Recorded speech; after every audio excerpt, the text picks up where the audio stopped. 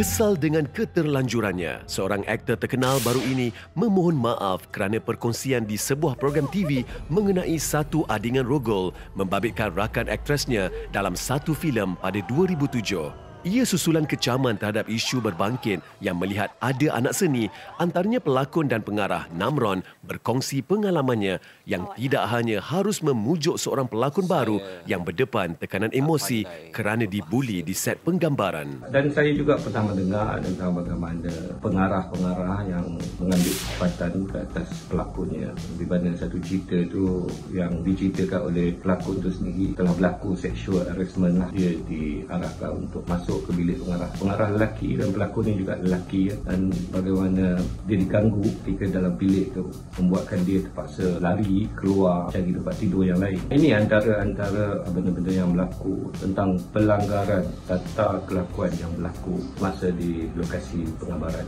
Pahit untuk dikenang, namun penyanyi dan pelakon Dayan Trisha mengakui pendatang baru, terutama wanita, sering menjadi mangsa. Masa awal-awal penglibatan saya dalam dunia lakonan, saya menjadi seorang ekstra, dan pada ketika itu saya pun menjadi salah satu mangsa sexual harassment oleh seorang pelakon senior. Pada ketika itu saya memang tak tahu apa-apa, saya tak tahu nak buat apa, saya tak tahu nak bagi tahu siapa.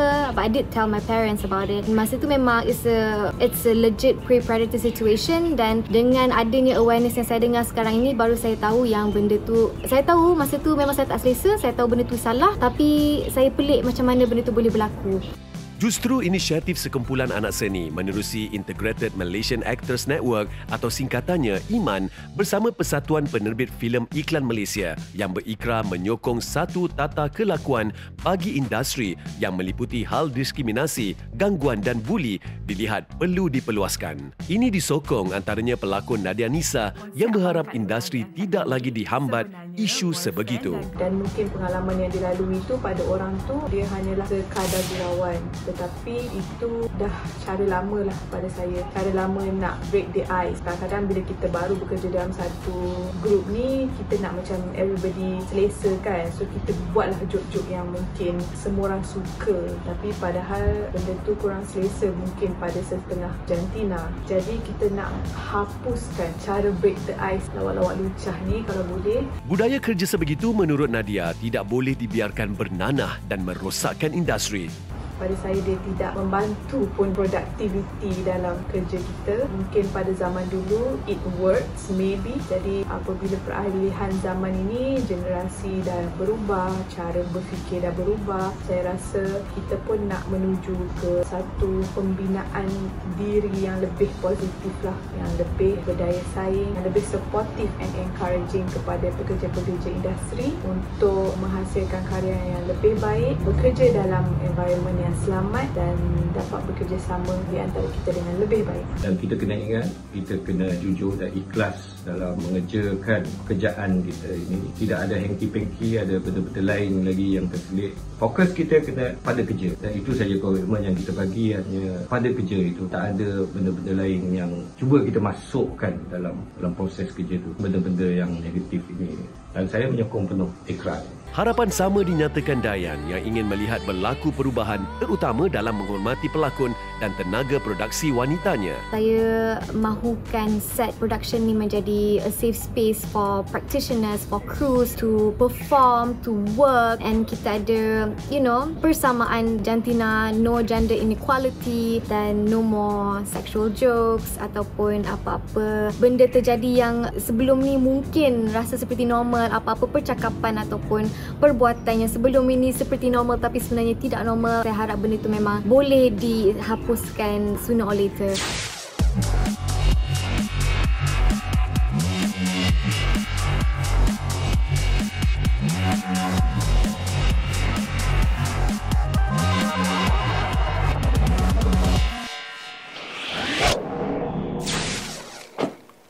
Jadi gamers yang pandai menjahit. Lain macam je bunyi tu. Tapi Aidil Aziz mengakui beliau hanya pasrah saja sejak menjebakkan dirinya ke dalam satu situasi yang mungkin dia sendiri paling tidak sangka, iaitu berlakon komedi. Sebagai Khalid, beliau menyertai Bel Ngasri dan Achong Sweet Chow menerajui siri komedi seram 20 episod Misi Seramedi di bawah pengarahan Wan Saiful Syahrizan Wan Nawi. Dikenali dengan watak berat, apa yang membuatkan pelakon berusia 34 tahun ini begitu teruja kali ini? Watak saya dalam ni, saya merupakan seorang gamers dan juga merupakan seorang tukang jahit. Khalid mempunyai dua orang sahabat baik dalam cerita ni. Kami selalu bertiga, Abu dan Jibon, lakonan Bel Ngasri dan juga Acong. Ramai lagi cast yang ada dalam ni, ada Abang Azli Senario, Ucup, Cecupak dan ramai lagi lah. Saya sukakan cerita komedi. Dia merupakan production daripada Darling Asri sebab saya dah biasa bekerja dengan dia, dan juga director saya Syah, yang kami ni semua kawan-kawan. Dah lama dah duduk rumah hari tu, jadi kita nak start balik kerja kita dengan cerita yang ringan. Sebelum kita nak panas enjin ambil cerita yang berat-berat, jadi kita ambil dulu cerita ringan. Jadi ini adalah satu cerita yang terbaik untuk permulaan setelah sekian lama kita tepu duduk rumah. So sebab itulah saya ambil job ni. Lebih sedekad sejak bergelar anak seni, bintang kanang anak langkau The Iban Wari ini menyedari kecenderungannya memainkan watak berat termasuk antagonis, menyebabkan ada yang meragui keupayaannya dalam genre berbeza. Saya pun yakin diri saya boleh berkomedi. Maksudnya membawa watak yang komedi dalam cerita yang komedi. Salah satu cara untuk saya tunjuk kepada penonton-penonton di luar sana, director-director, producer-producer di luar sana adalah dengan melakonkan cerita komedi. Kita perlukan komedi yang smart. Maksudnya dulu orang buat komedi kena ada package. Kalau kita fikir balik, komedi P.Ramlee dia tak ada pun package komedi, tapi dia boleh berkomedi. Jadi sebagai pelakon kita kena bijak untuk menstylekan diri kita. Orang cakap versatile. Komedi bagaimanapun akuinya memberi pengalaman berbeza dan peluangnya meraih ilmu. Orang yang berlakon selalunya drama komedi ni, apa yang tertulis dalam skrip tak akan sama apa yang diluahkan. Jadi kita kena alert dengan apa yang dia react, apa yang dia katakan kepada kita supaya kita tak ketinggalan. Contohnya macam Bel dengan Acong dengan Abang Azli ni, diorang ni memang komedian. Otak diorang memang laju. Lain rehearsal, lain masa take. Jadi kita kena alert. Kita kena fikir secepat mungkin macam mana untuk kita reply ataupun sambut apa yang dia cuba nak buat lawak. Jadi kita cuba sambut dan lambung balik dekat dia supaya benda tu boleh jadi kill. Dan ada sometimes juga untuk kita jadi killer. Jadi masa dia lambung tu, kita pun sebagai pelakon kena alert supaya dia tengah lambung kat aku ni untuk aku buat punchline ni. Ditanya cabaran paling besar buat pelakon bukan komedi sepertinya apabila digandingkan dengan bintang-bintang komedi, beliau yang baru ini ke pentas Maharaja Lawak 2021 sebagai pelakon undangan Otai yang disertai Azli, Acong dan Ida Moin. Ini jawapannya. Kita kena alert dengan environment, otak kita kena pick up, laju lah. Senang cerita, itu je lah. Lain semua kena tahan gelak je lah. Challenging yang besar, kena tahan gelak. Itu je. Hai semua, bersama dengan saya Natasha Syamin dalam Sinema #IniSinemaku. Baiklah, pastinya anda sedang sibuk bercuti ataupun pergi shopping ke, beriadah dengan family tersayang, tetapi jangan lupa untuk patuhi SOP yang telah ditetapkan oleh pihak kerajaan, iaitu jaga jarak, pakai pelitup muka dan sentiasa jaga kebersihan anda. Okey? Dan sekarang ini biasa Tasha akan kongsikan kepada anda info-info menarik dalam sinema mengenai artis dalam dan luar negara. Dan minggu ini tadi kita dah pun bersama dengan Aidil Aziz, seorang pelakon yang sering bawa watak-watak berat. Dan sekarang ni dengar kabarnya beliau dah mula berjinak-jinak dalam watak komedi. Jadi kita harapkan agar Aidil Aziz selepas ini akan dapat lebih banyak lagi job. Okay? All the best and good luck. Walaupun sinema full, kita kena ada beberapa tayangan untuk kita orang break even.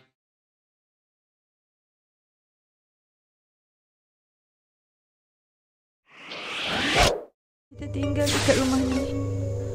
Dendam Kesuma, sebuah filem suspense mistik mendahului senarai filem tempatan yang menemui audiens di layar lebar sejak pawagam dibenarkan membuka semula pintunya pada 9 September lalu melalui tayangannya minggu lalu. Kala ramai penerbit mengambil sikap tunggu dan lihat, filem kecil arahan Jeffrey Rizal yang turut menerajui filem terbitan Rich Plus Media itu mencuba nasibnya walaupun hanya meraih slot kurang 40 pawagam. Ini tanpa mengambil kira tayangan Barbarian Invasion, filem garapan Tan Chui Mui yang meraih trofi juri Grand Prix pada anugerah Golden Goblet Festival Filem Shanghai ke-24 pada Jun lalu menerusi hanya 6 sesi di pawagam LFS Coliseum Kuala Lumpur pada 22 Oktober lalu. Jika tayangan minggu pertama dijadikan indikasi, sambutan terhadap Dendam Kesuma mengesahkan kebimbangan pemain berpengalaman industri, antaranya Datuk Dr. Yusof Aslam yang melihat belum ada tanda-tanda industri akan bangkit. Saya dipujuk oleh pihak program dengan pihak Finas juga.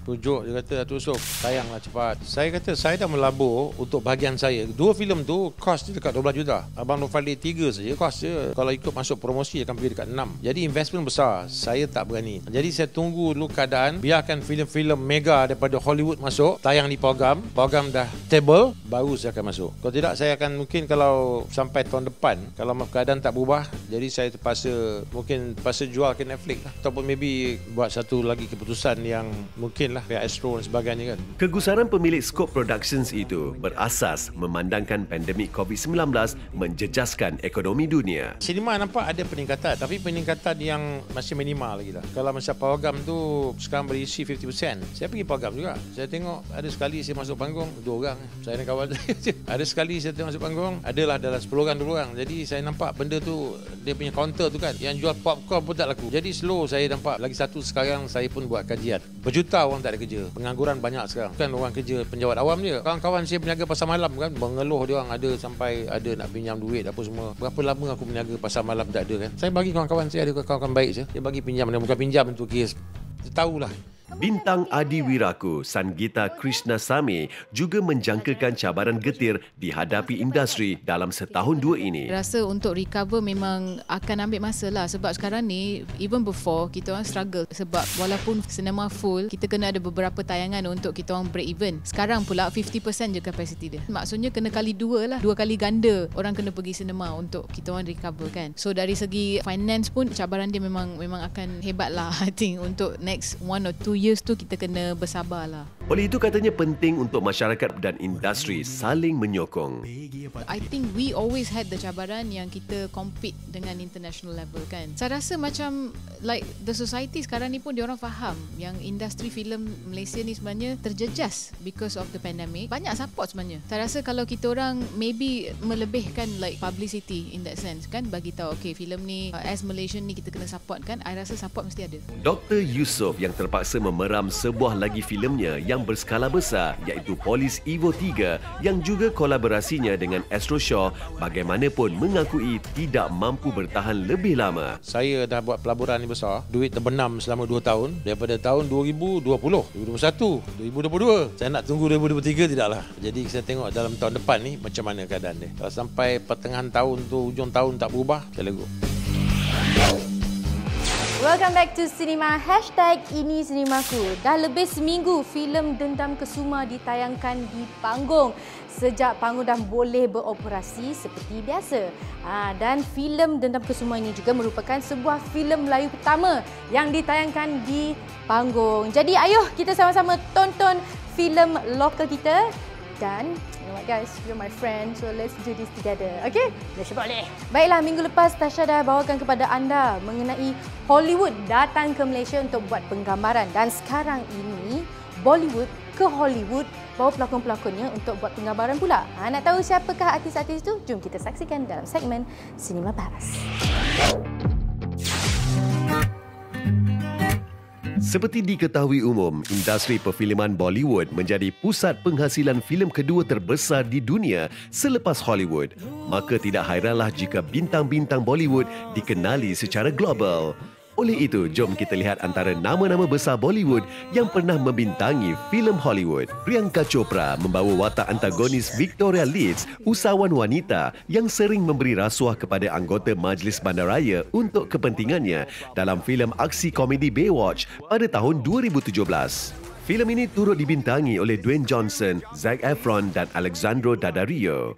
Diva terkenal Aishwarya Rai digandingkan bersama aktor Steve Martin dalam filem aksi komedi The Pink Panther 2 tahun 2009. Dalam filem ini, Aishwarya menjayakan watak Sonia Solandres, seorang pakar kriminologi dan salah seorang ahli kumpulan detektif hebat Dream Team untuk menumpaskan ketua penjenayah The Tornado. Bintang veteran Amitabh Bachchan bergandingan bersama aktor Hollywood terkenal Leonardo DiCaprio dan Tobey Maguire dalam filem berdasarkan novel F. Scott Fitzgerald, filem The Great Gatsby tahun 2013. Bachchan menjayakan watak kaki judi bernama Mayer Wolfsham yang juga rakan baik kepada Jay Gatsby. Pada tahun 2016, legenda Bollywood Irfan Khan telah berkongsi skrin bersama aktor Tom Hanks dalam filem aksi thriller misteri pecah panggung Inferno. Menerusi filem Jurassic World tahun 2015 menampilkan sekali lagi pelakon Irfan Khan sebagai Simon Masrani, CEO kepada Masrani Corporation dan pemilik Jurassic Park. Filem yang menang besar di Anugerah Akademi ke-81, Slumdog Millionaire tahun 2008 menampilkan aktor dan penerbit terkenal Anil Kapoor sebagai watak pengacara program reality Who Wants to be a Millionaire. Versi India iaitu Prem Kumar. Filem ini turut menampilkan Irfan Khan sebagai seorang pegawai polis.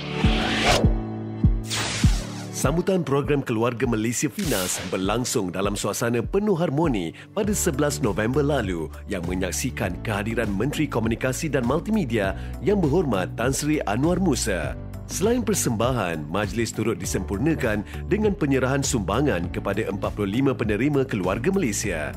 Turut hadir pengerusi Finas yang berusaha Tuan Zakaria Abdul Hamid dan Ketua Pegawai Eksekutifnya yang berusaha Profesor Dr. Muhammad Nazir Ibrahim.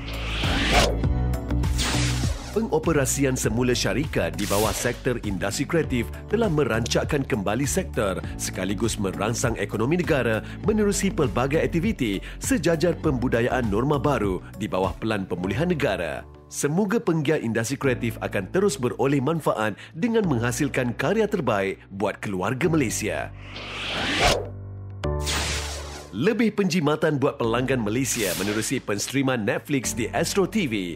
Ciri baru pada Ultra Box membolehkan lebih banyak rancangan tempatan dinikmati selain sukan langsung daripada Astro dan kini termasuk semua filem asal, filem dan dokumentari Netflix. Ia merupakan penambahan baru bersama kerjasama berterusan Astro dengan rakan kongsi penstriman seperti Disney Plus Hotstar, HBO, iQIYI dan TVB Anywhere Plus. Finas memperkasa penontonan khazanah kandungan negara melalui retrospektif dalam usaha menggerakkan strategi pembangunan kandungan audiovisual dan restorasi. Penayangan dokumentari menerusi program kerjasama Finas bernama ini eksklusif di Bernama TV pada setiap Khamis jam 8.30 malam, diikuti ulangan di YouTube Finas Malaysia pada Jumaat jam 9 malam. Memang cerita nak buat filem a full length. So I don't even know the Malay industry.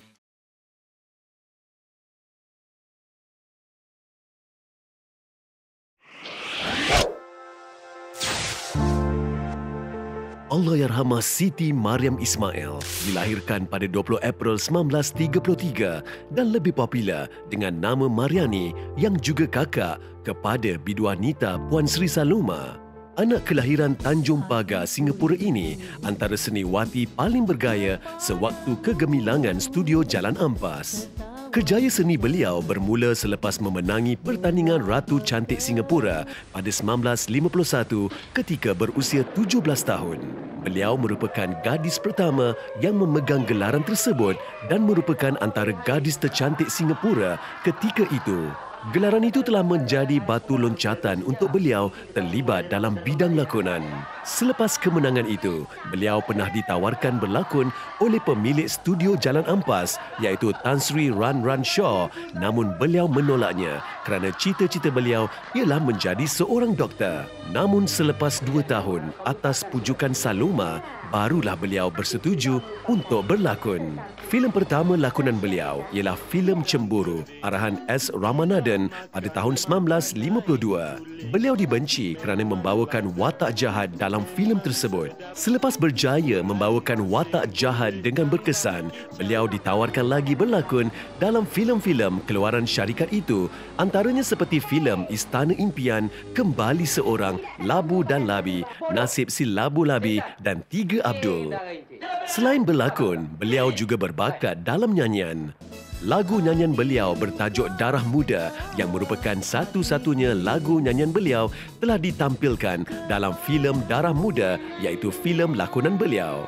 Sepanjang pembabitan dalam bidang lakonan, beliau telah dinobatkan beberapa anugerah seperti Anugerah Aktris Pembantu Terbaik di Festival Filem Malaysia pada tahun 1957 menerusi 2 buah filem iaitu Kembali Seorang dan Taufan. Manakala di Festival Filem Malaysia tahun 1972, beliau telah memenangi Anugerah Aktris Terbaik menerusi filem Putus Sudah Kasih Sayang.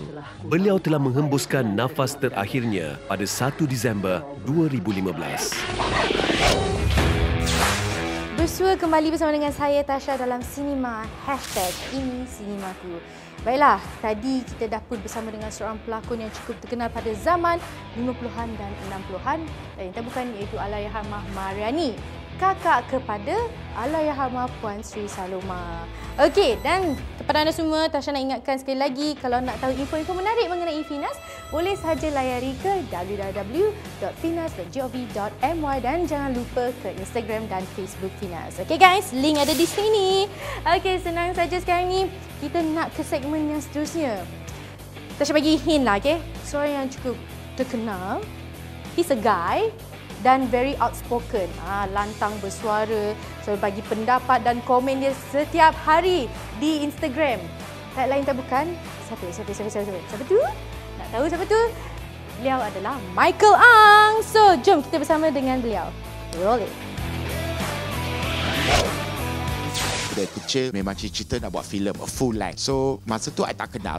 I don't even know the Malay industry. The only people I know as an actor or actress is Era Fazira back then. Vokal selamba dan kadang penyampaian berbaur lucu menjadikan Michael Ang tampak tidak terhalang oleh hipokrasi. Kejujuran itu juga yang dibawanya semasa mula melangkah dalam dunia seni pada 2008 selepas bidang pengiklanan yang diceburinya tidak lagi memberinya kepuasan. Niatnya cuba kejar impian mahu bikin filem biarpun menyedari dunia showbiz terlalu asing baginya ketika itu. I wrote this script called Anak. So I decided, okay lah, tak reti, tak tahu, tak kenal orang, aku keluar duit sendiri je lah. I finance, I wrote the script, but I did not direct Anak. I should have directed, but masa tu tak confident. So I did not direct, but I produce and I tulis script dia. So terhasil lah Anak. Nasib baik, filem tu dapat juga sambutan. I managed to tak rugi tak untung, but I learned a lot. From learning daripada tu, I decided the Malay industry is not for me. Masa tu banyak lah ada case macam I rasa I tertipu semua tu. I decided no, I just go back to commercial. Dah buat satu, dah tahu macam mana penonton terima, so I'm okay. Demi Era pada 2009, beliau kembali tapi untuk mengarah program reality Gugu Gaga Era mengenai kehidupan bekas ratu cantik itu dan bayinya Engku Alisha Engku Imran. Susulan rating tinggi yang diperolehi, beliau ditawarkan Astro untuk mengarah sebuah telemovie. So I said, okay lah, I buat Cinta Lelong di mana Aaron Aziz dan juga Era Fazira. And Era Fazira baru lepas melahirkan anak. So buat Cinta Lelong, tak sangka pula dia meletup. So from there, I did a few telemovie yang meletup yang bagi Astro dia first 1 million views semua tu. I buat Kumkum telemovie. I buat 30 Hari Mengenali Cinta. Yang paling meletup ialah Biar Mimpi Sampai ke Bintang. So daripada situ baru I mula buat series. So macam first series I tak berapa berjaya, but then slowly tiba-tiba series I mendapat sambutan. Every series I buat dia akan meletup, dia akan meletup, dia akan meletup. Dia akan jadi perbualan, jadi trending semua tu. So alhamdulillah lah. Selesa mengarah dan menulis, lulusan ijazah sarjana perfilman ini sebenarnya tidak suka berlakon walaupun mampu mengejutkan audiens seperti menerusi drama Titi Kayu dan Kasih Taufufa. Sebenarnya I tak suka berlakon. I paling benci berlakon.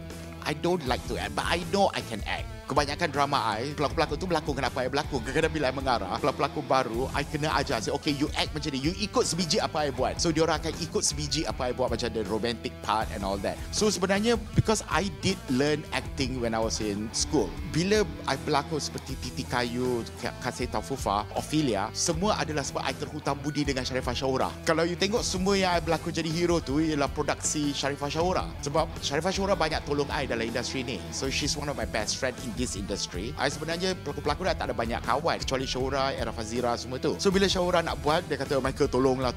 So I say okay lah, I buat lah. So I buat and then mendapat sambutan. Kalau production lain I jarang. Memang I dapat banyak offer, tapi I sengaja letak harga tinggi sebab I tak nak buat. Di label antara pengarah paling hot ketika itu, bagaimanapun ada kegusaran rupanya di hati anak jati Melaka ini. I guess I known for my romantic comedy. Diorang suka tengok cerita yang I buat macam romantic comedy macam Kimchi Untuk Awak, Isteri Separuh Masa, Isteri versus Tunang, Setelah Telafaznya Akad. Tapi ada juga kadang-kadang I cuba buat genre yang lain seperti horror yang I suka buat semua tu. So but I guess I rasa macam orang dah expect, oh kalau drama Michael Ang dia akan jadi viral because dengan orang bercinta kat set I lah, benda-benda macam tu. So dia kata kalau drama Michael Ang dia akan jadi viral. So sometimes pressure juga. Kadang-kadang takut macam tiba-tiba buat satu drama benda tu flop. So tu yang merisaukan. Jatuh, bangun, kalah, menang, hampir putus asa, itu adalah adat dalam dunia showbiz. Dan kalau nak tahu, look at where Michael Ang is now. Berjaya kan? So, jadikanlah beliau sebagai salah satu role model anda dan untuk kita semua. Okey? Tasha harap apa yang dah Tasha kongsikan pada episod kali ini, pada malam ini, dah menghiburkan anda dan bagi banyak input yang menarik. Okey, sekian saja dalam episod kali ini. Kita jumpa lagi di episod yang akan datang di hari dan waktu yang sama. Selamat malam. Good night. Sebelum berpisah, kita layan dulu OST drama Titi Kayu lakonan Michael Ang. Bye-bye, jumpa lagi minggu hadapan. Dunia pemisah cinta, jurangnya kita cipta, hingga kan terlupa kau dan aku sama. Berhenti